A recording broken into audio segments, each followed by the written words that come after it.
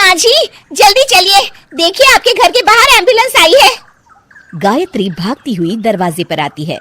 तभी उसकी बहू चांदनी को एम्बुलेंस से बाहर लाया जाता है। हे भगवान, ये मेरी बहू को क्या हो गया? एक्सीडेंट हो गया माँ जी। अरे लेकिन ये कैसा एक्सीडेंट है? चोट तो कहीं नजर नहीं आ रही। अरे माँ जी, दिमाग में अंदरूनी चोट लगी है और ये अपनी याददाश्त खो बैठी है। हैं? मेरी बहू याददाश्त खो बैठी है, अब क्या होगा? आप फिक्र मत करिए, बस इनका अच्छे तरीके से ख्याल रखिए। मैंने दवाइयाँ दे दी हैं, अब मैं चलता हूँ। अगले दिन अब तेरी तबीयत कैसी है बहू? बहू? किसकी बहू? हम भैरवगढ़ की ठाकुर विक्रम सिंह की बेटी रूपवती हैं। हम एक राजकुमारी हैं और तुम हमारी दासी हो बुढ़िया। अरे बेटा विशाल, बहू कैसी बहकी बातें कर रही है। अरे कुछ मत पूछो माँ, रात को मुझसे अपने पैर दबा रही थी। सर पर चोट लगने की वजह से इसका दिमाग पूरी तरह खराब हो गया है और ये अपने आप को राजकुमारी समझ रही है। तभी वहां चांदनी आ जाती है। तुम दोनों यहाँ क्या खुसुर फुसुर कर रहे हो? कहीं तुम दोनों मिलकर हमारे खिलाफ कोई षड्यंत्र तो नहीं रच रहे हो? हम तुम्हारा सर तलवार से उड़वा देंगे, समझे? अरे नहीं नहीं राजकुमारी जी, हम तो आपके सेवक हैं। भला हमारी इतनी हिम्मत। कहिए, आपने यहाँ हॉल में आने का कष्ट कैसे किया?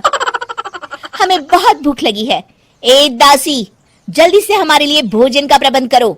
आज हम शाही कबाब खाएंगे। विशाल अपनी माँ को चांदनी की बात मानने के लिए इशारा करता है। ठीक है राजकुमारी जी, मैं अभी आपके लिए भोजन लेकर आती हूँ।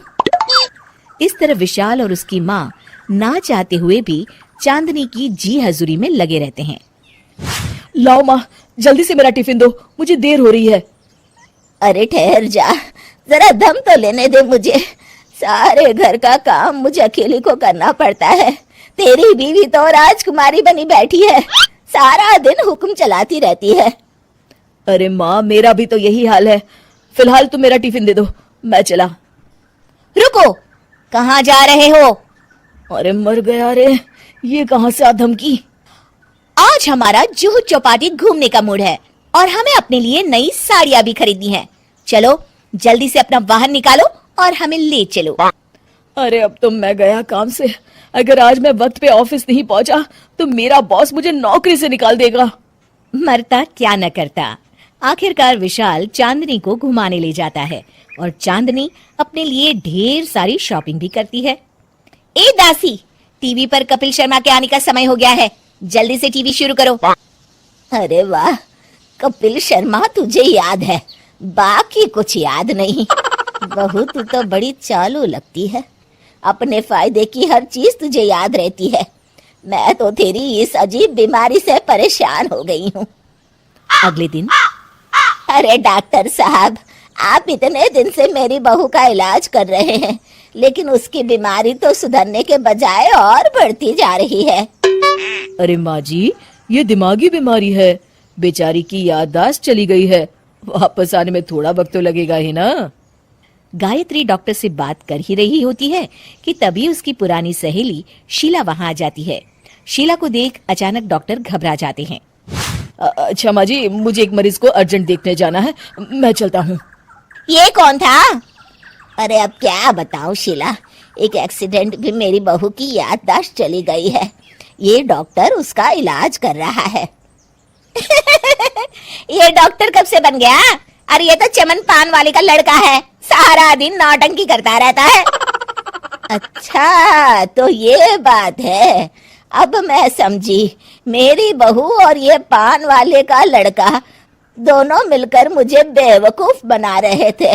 चल तू मेरे साथ। गायत्री शीला को एक बड़ा सा डंडा हाथ में देकर अपनी बहू चांदनी के कमरे में ले जाती है।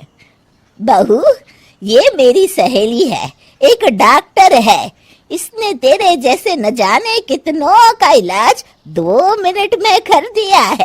इसका कहना है कि सर पर जहाँ चोट लगी हो, अगर उसी जगह दोबारा किसी बड़े डंडे से जोर से मारा जाए तो मरीज की याददाश्त वापस आ जाती है।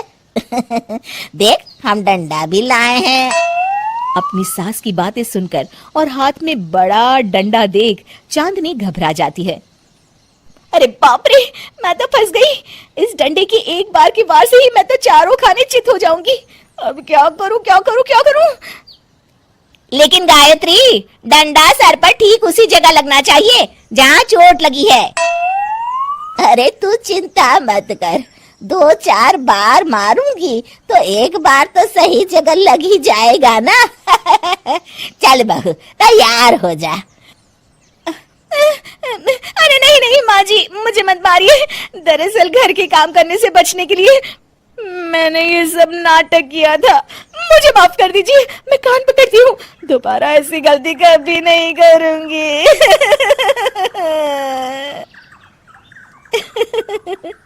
क्यों दोस्तों, कहानी कैसी लगी हमें जरूर बताइएगा।